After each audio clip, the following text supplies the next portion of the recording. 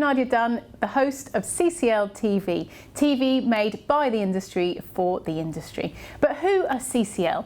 Well, CCL are an independent and neutral third-party logistics service provider and custom clearance specialist. From e-concept to e-logistics for e-commerce, CCL has the e-solution.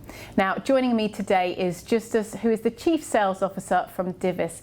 Justus, thank you so much for being here today. How are you? Thanks, Nadia. Thanks for having me. I'm very well, thank you.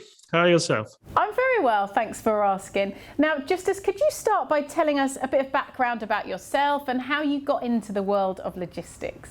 Well, it all started for me really in 2012 when I joined the Kendall Group, a London-based family-owned traditional supply chain end-to-end operator, globally acting. By that time, I've managed for them the Amazon account, or for a subcontractor of Charles Kendall, the Amazon account mainly on mainland Europe for the customs clearance side. And they needed by that time a talented person or somebody that had experience on the German and Central European speaking market, help them setting up branches in Europe and keep managing the Amazon account for them. And that's how I came really into the logistics world. And then over the years, I developed and dived in deep into the e-logistics world, everything that had to do with e-commerce, fulfillment by Amazon, fulfillment by merchant. That's really where I found my niche market over the years.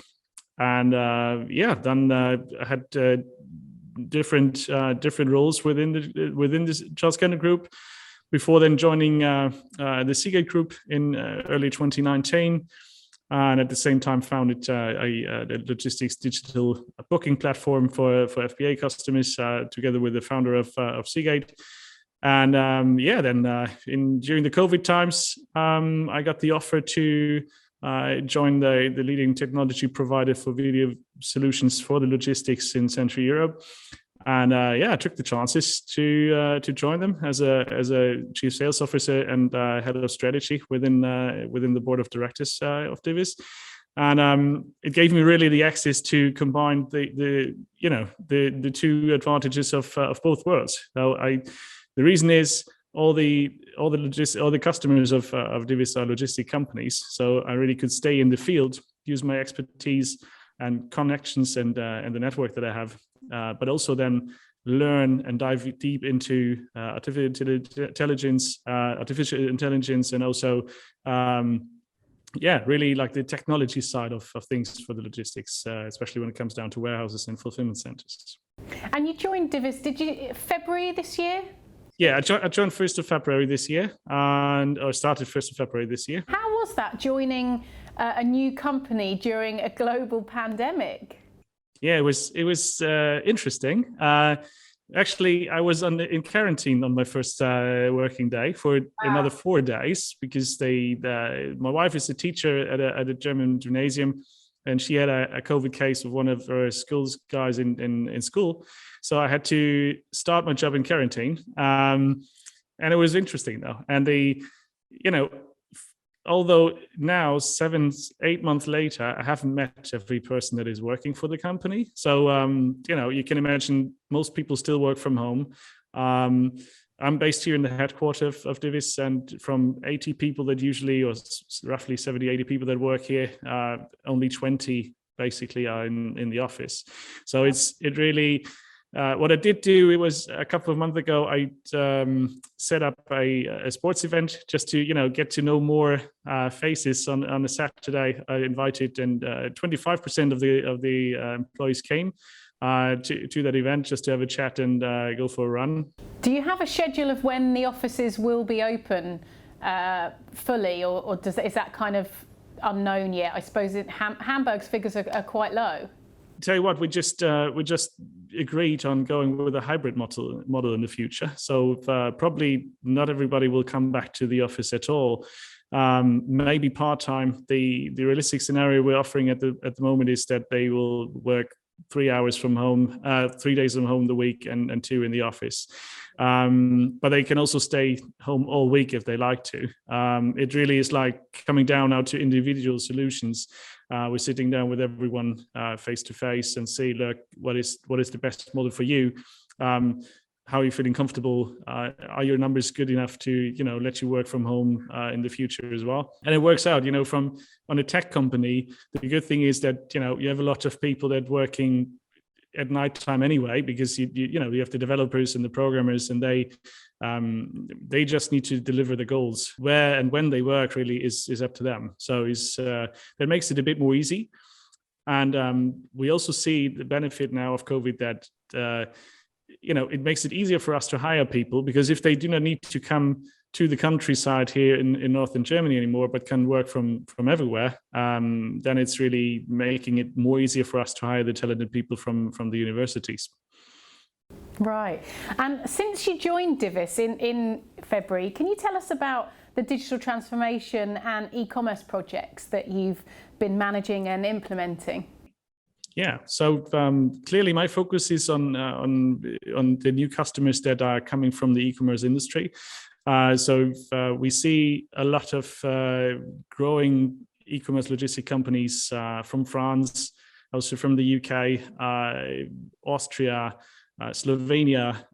There are new players on the market coming across that are not outsourcing their logistics anymore to the traditional old good big multinationals, but they now are trying to set it up themselves. I mean, they get easy money, right? You're getting really easy money from the banks these days. They're setting up new fulfillment centers and then trying to make it happen on their own. And that's exactly the customers that we're targeting at the moment in Europe, just because we see a lot of growing potential there, and the e-commerce logistic companies also have a high understanding of the need of technologies like ours to integrate into their logistic hubs, basically. Obviously, e-commerce has seen an incline in purchases. How has that affected digital transformation for you? Oh, it did affect a lot. I mean, we with the ever-growing numbers, especially on B2C parcel deliveries, we also see a higher demand, of course, of warehouses and the higher need of our system in place at our big parcel customers. Basically, the parcel customers and logistic companies is where we're coming from. It's where Divis all started with DPD and DHL in the very beginning. They had a high demand of getting a solution in place that shows them very quickly where their packages are, where they got lost, if they got damaged, etc., etc. And the ever-growing amount now is leading to ever-growing parcel or sorter and conveyor systems to bigger hubs where they sort hundreds and thousands of parcels a day, and with that increasing, the increasing demand for our solution is there as well. So that's why it's affecting us directly, and we're directly benefiting from that. Excellent. And you touched on being co-founder of the FBA platform earlier. Can you tell us a bit more about that and your involvement? First of all, now it just stopped to run, basically, and the reason for that is just that the CGate Group turned down the FBA program as in total. That has a number of reasons, but until then, or until May this year, it was just a healthy and ever-growing business model. The reason behind it, why we found it, was that we couldn't find any digital platform that was showing or gave the opportunity to FBA or FBM customers to book their shipments online, get a price from door to door into the Amazon FC, and then working around the clock. We were targeting especially the Chinese customers, of course, but also the European sellers that wanted to have a platform where they easily can, give in their dimensions and then getting an LCL, an FCL, or even an effort quote right away. Mm-hmm. And all the digital shipping platforms that were on the market were for general cargo, really. And nobody ever acted in having that in mind for FBA cargo. So that's why we did set it up, and it did work fine. We added that to a WeChat help desk where we had Mandarin speaking staff that were speaking directly to the Chinese customers, sellers, and freight forwarders. And we were even close to set up a billing model using WeChat Pay and Alipay. That didn't work out at the end, which was really more like a banking political issue between the European banks and the Chinese banks. It had to go via Singapore, but that's another long story.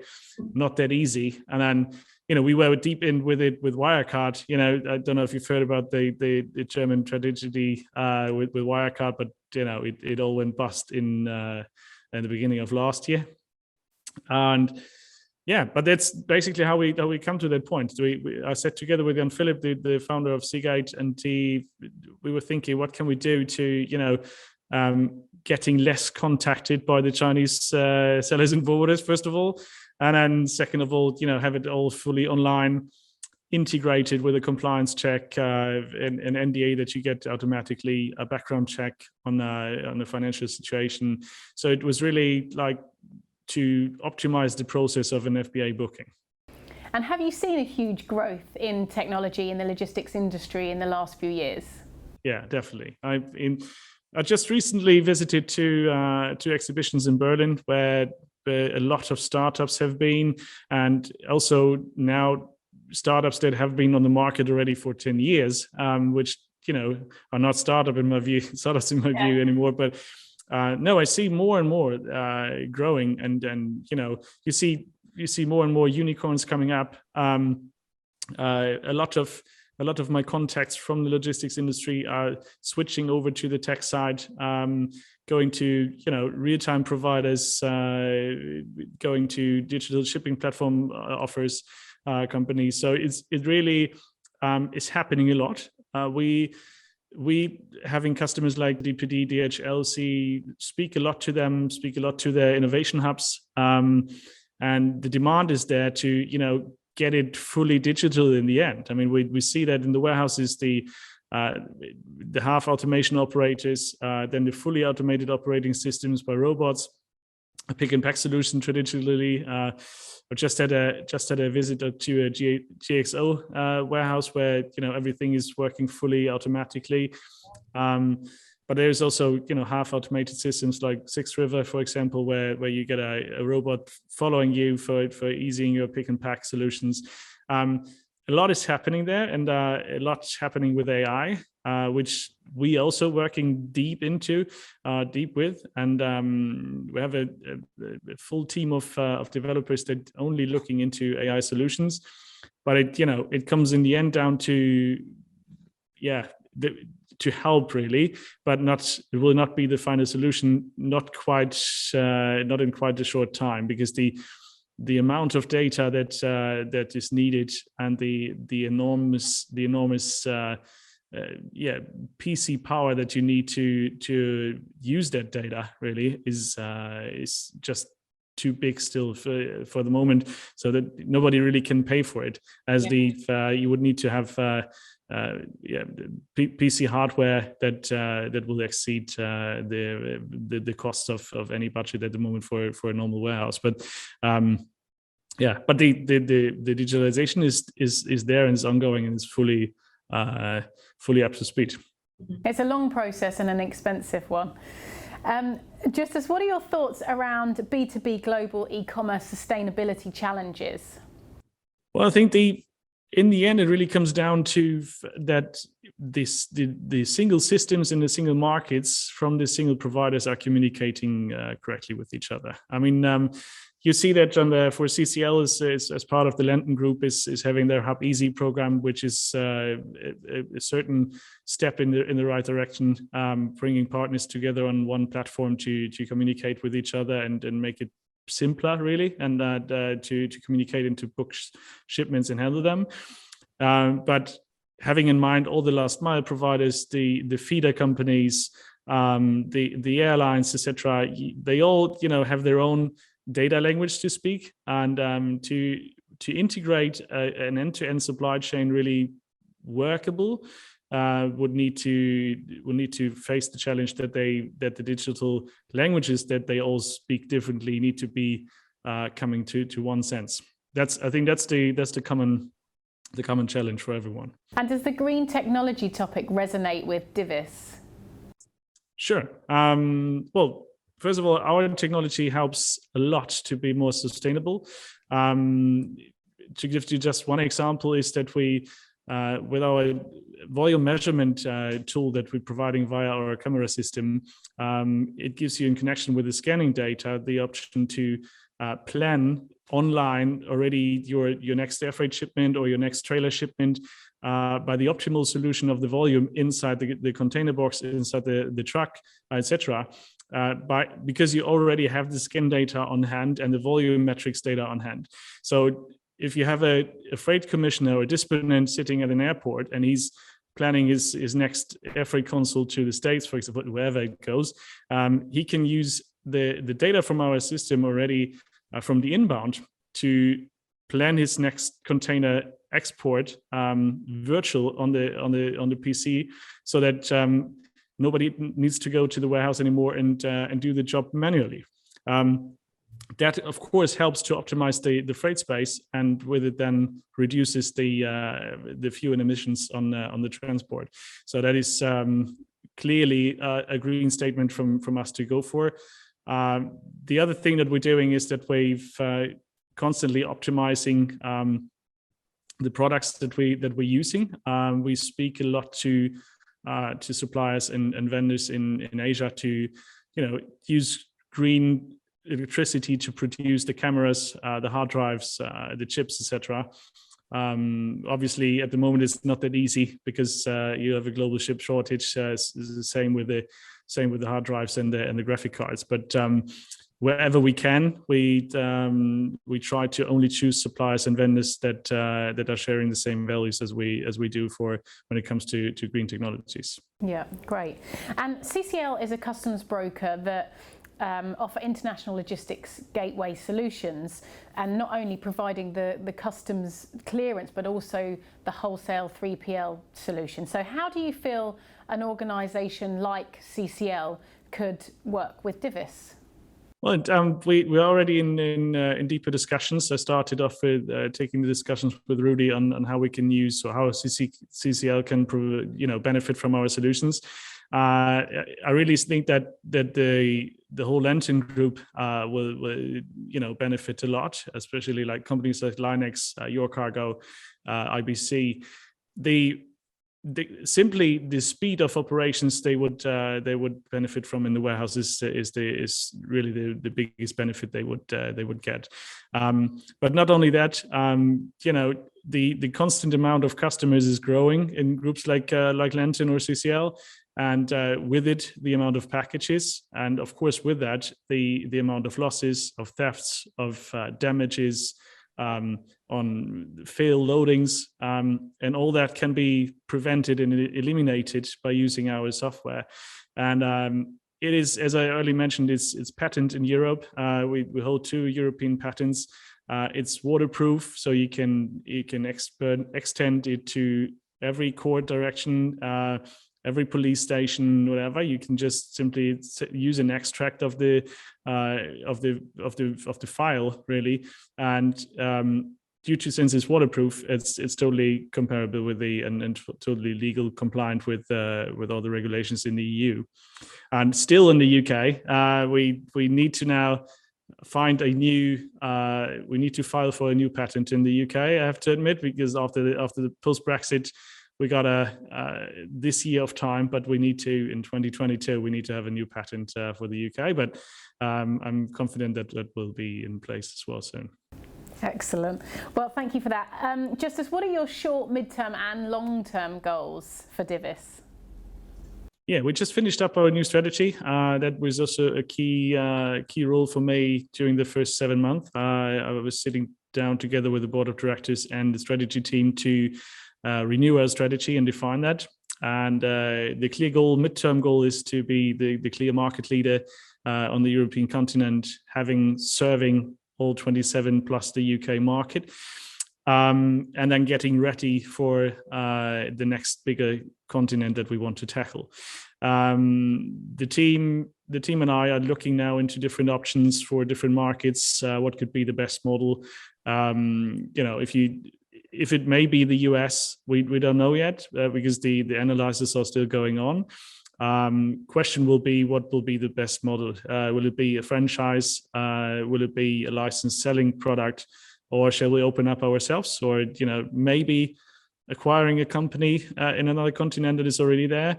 We're looking at different options, but clearly at the moment it's the European market leader to be. And we are that now in, I would say, well, the current metrics shows it's in 18 of the 27 countries. We are already the market leader. We want to, of course, bring that down to 28. Yeah. Oh, you've got a busy year ahead then, Justus.